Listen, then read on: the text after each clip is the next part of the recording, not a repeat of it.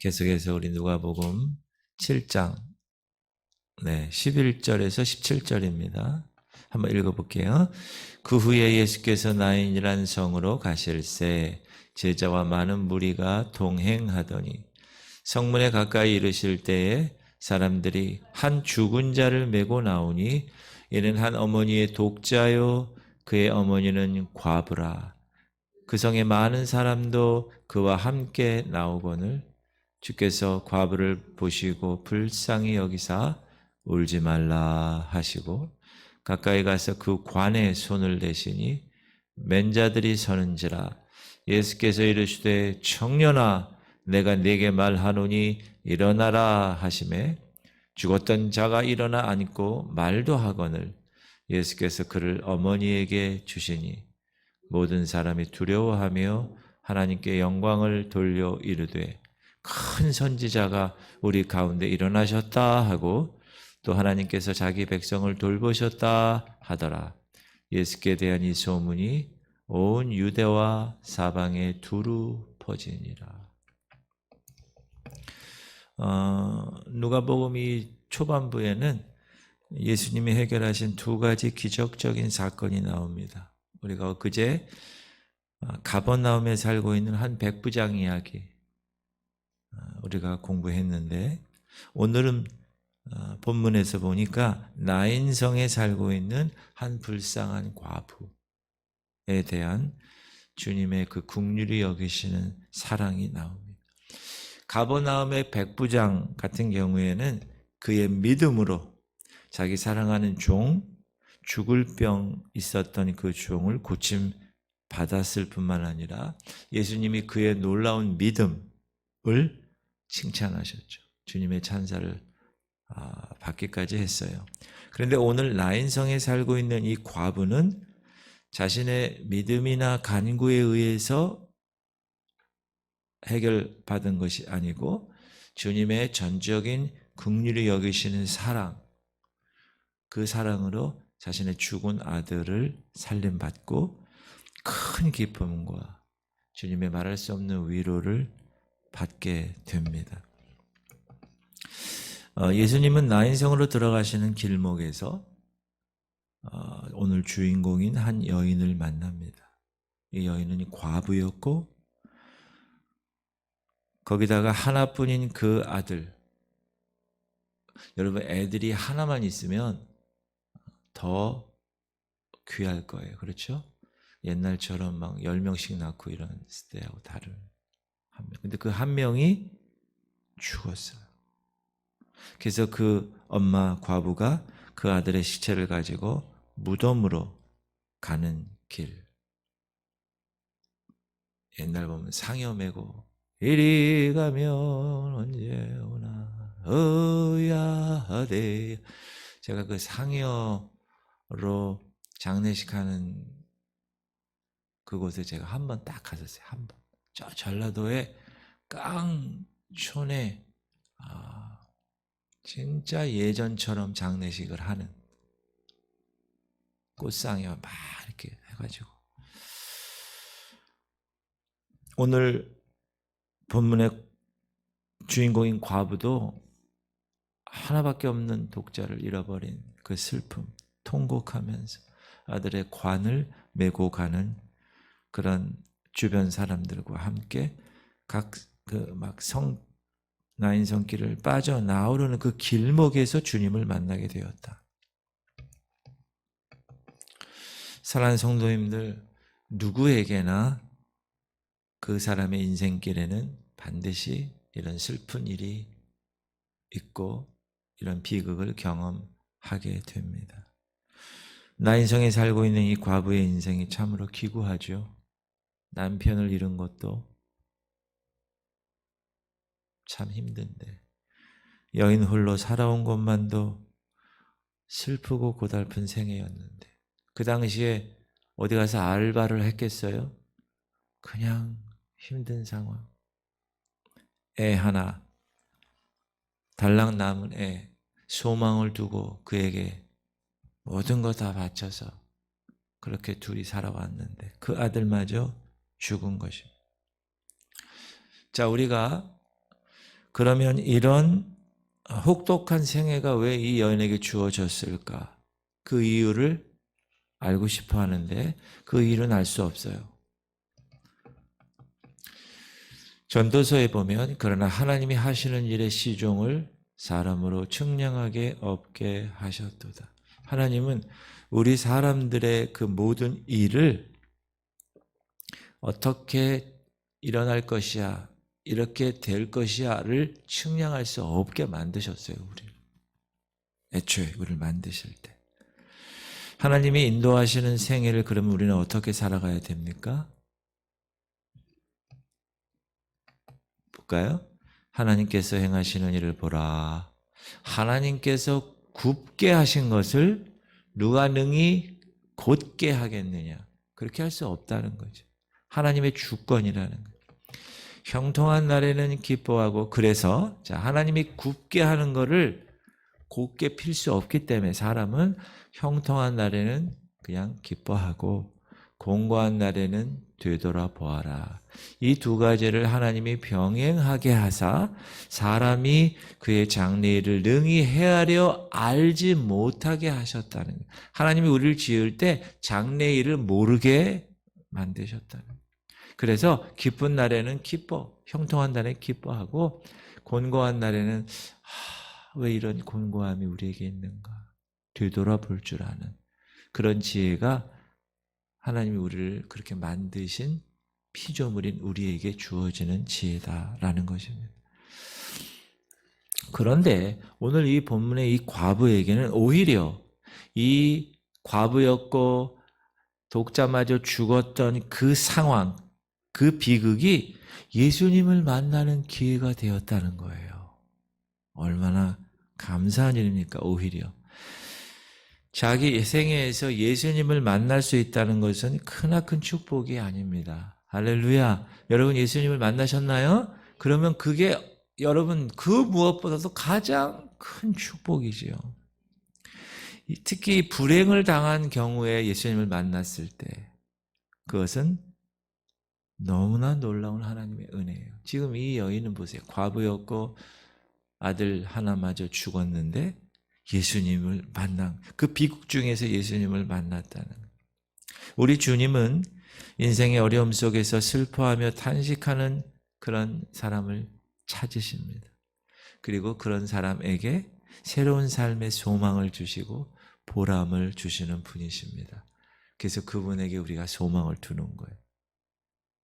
다른 유력한 사람에게 소망을 두는 게 아니라 돈에 소망을 두는 게 아니라 오직 예수 그분께 소망을 두는 거예요. 우리는 다 나인성 과부의 같은 인생을 사는 사람들입니다. 그런데 예수를 만났잖아요. 그런데 그렇게 사는 사람이 세상에 너무나 많아요. 그들은 아직 예수를 못 만났잖아요. 그래서 어떻게 해야 됩니까? 그런 과부 같은 인생들에게 복된 소식을 전하는 거예요. 그들로 하여금 그 인생의 슬픔 속에서 주님을 만나서 위로받을 수 있도록 도와줘야 되는 거예요. 제가 요즘 계속 5주간 전도 대상자 어떻게 그 문턱을 첫째, 둘째, 셋째 넘을 것인가 말씀드리잖아요. 여러분들이 적어내신 그 전도 대상자에게 여러분이 이렇게 그러한 비극 중에 있는 사람들, 나인성 과부처럼 인생의 어려움 속에서 사는 사람들에게 여러분이 예수 그리스도를 소개할 수 있어야 됩니다. 그래서 계속 기도하는 거예요. 마음에 품고. 두 번째, 예수님이 나인성 성문 어귀에서 이 불쌍한 과부를 만났을 때 이 과부는 슬피 우는 무리들과 함께 또 자기를 위로해주는 이웃과 함께 성문을 나오면서 뭐하고 있었어요? 울고 있었다. 예수님이 이 여인을 보고 불쌍히 여기셨다. 여러분, 예수님은 우리 인생의 슬픔 가운데 찾아오셔서 우리를 위로해 주시는 분이십니다. 우리를 힘들게 하고 뒷짐지고 그래 너 한번 잘해봐라 그런 분이 아니십니다. 물론 깨닫게 하시는 분이시고 우리에게 테스트하셔서 우리의 신앙을 더 성숙하게 하시는 그런 시험과 환난도 우리에게 동일하게 주십니다. 그러나 뒤에서 안타까운 마음으로 보고 계시는 거죠. 얘가 이 시험을 이겨낼 수 있을까? 아버지 하나님 도와주세요. 이렇게 위로자이십니다. 주님의 위로가 우리에게 큰 것은 그가 우리를 위로해 주시기 위해서 이 땅에 오셨기 때문에 그렇습니다. 친히. 그래서 우리가 겪어야 할 고통과 우리가 경험해야 할 슬픔을 친히 우리를 대신하여 경험하셨기 때문에 그분은 우리를 위로하실 수 있는 충분한 분이십니다. 히브리서에 보면 그가 시험을 받아 고난을 당하셨은즉 시험 받는 자들을 능히 도우실 수 있느니라. 그가 인간으로 오셔서 인간의 성정을 가지고 시험도 마귀에게 받으셨잖아요. 그래서 시험 받는 우리를 능히 도우실 수 있는 분입니다. 맞습니까? 그리고 우리에게 있는 대제사장은 우리의 연약함을 동정하지 못하실 분이 아니다. 모든 일에 우리와 똑같이 시험을 받으신 이로되 죄는 없으시리라. 동정하지 못하실 리가 아니요. 부정이니까 강한 긍정이죠. 우리의 연약함을 동정하신다. 이해하시고 도와주시고 위로하시고 회복시키시는 분이십니다. 맞습니까? 그래서 우리는 예수 그리스도를 우리의 모든 삶의 지표로 삼고 그분의 말씀대로 살아가시는 거예요. 예수 그리스도는 말씀으로 지금 존재하시니까. 옛날에는 팔레스틴에 33년간 진짜 육으로 존재하셨어요. 그러나 태초부터 이분은 말씀으로 존재하세요. 요한복음 1장 1절 태초에 말씀이 계시니라. 로고스라고 하는 그 말씀. 그래서 우리가 그분을 알려면 말씀을 알아야 되는 거예요. 근데 그분이 그 슬픔에 당한 과부에게 뭐라고 그러는가? 울지 말라. 주님의 이 말씀은 위로의 말씀이면서 동시에 하나의 명령으로 받은 말씀입니다. 이 과부의 주위에는 지금 위로하는 사람이 있고 슬피 울고 있는 사람들이 있었는데 이 과부는 그들의 울음, 위로, 슬픔 이런 가운데서 더 애처롭게 울부짖었을 거예요. 제가 장례식을 한 수백 번은 갔는데 제가 또 집례도 하는 경우도 많고 그 관을 이제 영구차에다 딱 하고 장지로 갈 때 마지막으로 보는 거잖아요. 그때 유족들이 막 얼마나 우는지 몰라요. 그런 유족들도 있어요. 근데 묵묵하게 있는 유족들도 있고. 이 과부는 얼마나 슬피 울었겠어요. 하나밖에 없는 아들. 근데 죽었어요. 근데 예수님은 그들과 함께 울면서 위로하는 것이 아니라 울지 말라 명령하셨어요. 13절 시작. 주께서 과부를 보시고 불쌍히 여기사 울지 마라. 그러면 이런 경우 어떻게 그 과부에게 울음을 그치라고 말할 수 있었을까? 예수님이 좀 냉정하시지 않는가? 그런 게 아니라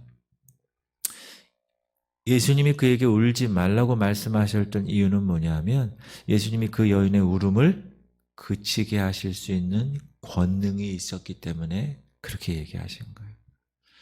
예수님이 이 여인에게 뿐만 아니라 모든 사람들에게 그랬죠. 너희는 마음에 근심하지 마. 하나님을 믿으니 또 나를 믿으라. 내 아버지 집에 거할 것이 많다. 내가 처소를 예배하러 가노니 내가 처소를 예배하면 내가 다시 와서 너희를 내게로 영접하여 나 있는 곳에 너희도 있게 하리라. 아멘. 그래서 근심하지 말라는 거예요.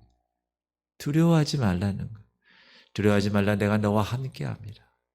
임마누엘의 하나님. 주님이 우리에게 이런 말씀을 하실 수 있는 것은 왜 그렇죠?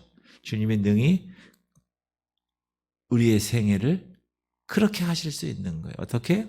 근심하지 않는 생활, 두려워하지 않는 생활을 하실 수 있는 권능이 있는 분이기 때문에 그래서 이분이 그렇게 얘기하실 수 있었어요. 지금도 동일하게 여러분에게 이야기하십니다. 근심하지 마라. 두려워하지 마라. 무슨 조그만 일이 있어도 아유 이거 어떻게 하냐 야. 전화해가지고 야 이거 어떡하냐 목사님 이거 어떡해요 그렇게 이야기하는 거 물론 그러실 수 있죠. 그러나 주께서 울지 말라. 왜? 주님이 해결자시다. 그래서 예수님은 청년의 시체가 있는 관 위에 손을 얹으십니다. 그곳에 많이 운집한 사람들의 시선이 다 일제히 관에 손을 얹으신 예수님에게 쏠립니다.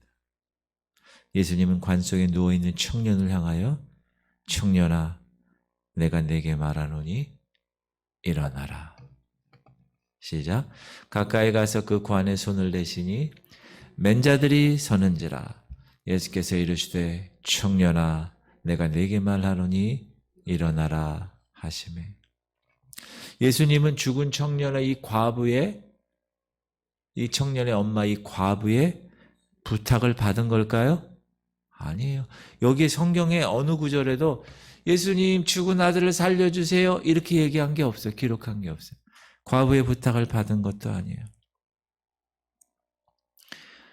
그 성에서 나오면서 과부와 함께 슬퍼하는 과부의 친구들, 친지들 예수님 제 조카가 죽었어요. 살려주세요. 그 간구를 들으신 것도 아닙니다. 청년은 이미 죽어 있었고 청년에게는 아무 소망도 없었습니다. 그러나 이 주님의 명령에 청년아 일어나라. 이 명령에 관 속에 누웠던 그 과부의 죽은 아들이 관 속에서 일어났다는 건 뭐예요? 살았다는 앉았다는 죽었던 자가 일어나 앉고 말도 하거늘 예수께서 그를 어머니에게 주시. 여러분 진짜 이런 경우가 있었대요. 어느 분이 관에서 막 쿵퉁거리더래. 막 관을 열어봤더니 사르셨대요. 그냥 딱 일어나 앉았더니 물 한 컵만 갖고 와라. 꿀꺽꿀꺽꿀꺽 드시고 며칠 더 사시고 돌아가셨대요. 진짜로 그런 얘기를 제가 들었어요.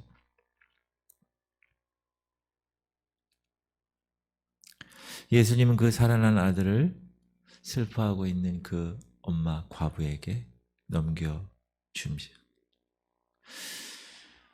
사랑하는 성도님들, 주님은 우리를 위로하시되 그 기쁨과 즐거움과 축복을 우리에게 넘겨주시는 분이십니다. 그래서 그 가정에 새로운 기쁨이 생겼습니다. 이 일로 인해서 그 주변에 있었던 많은 무리들이 두려워했습니다. 죽은 자를 살리시는 권능을 갖고 계시구나. 큰 선지자가 우리 가운데 일어났구나. 하나님께서 자기 백성을 돌아보셨구나. 결론은 하나님께 영광을 돌렸다. 네. 16절 모든 사람이 두려워하며 하나님께 영광을 돌려 이르되 큰 선지자가 우리 가운데 일어나셨다 하고 또 하나님께서 자기 백성을 돌보셨다 하더라. 그래서 예수님이 이 나인성 과부의 죽은 아들을 고치신 것은 결국은 하나님의 영광을 위한 거였다. 그러니까 여러분들도 오늘 어떻게 사셔야 돼요? 하나님의 영광을 위해서 살아야 돼요. 그리고 힘들고 어렵고 너무나 지금 처절해 삶이. 그래도 어떻게 해야 돼요? 울지 말라. 왜 울지 말까요? 그것을 기쁨으로 즐거움으로 변화시키는 예수 그리스도 그분 때문에 울지 않고 그 모든 것을 이겨내며 살아가는 근거가 되는 것입니다. 할렐루야. 그런 여러분들 되시기를 주의 이름으로 축원합니다. 오늘도 승리하시길 바랍니다. 주님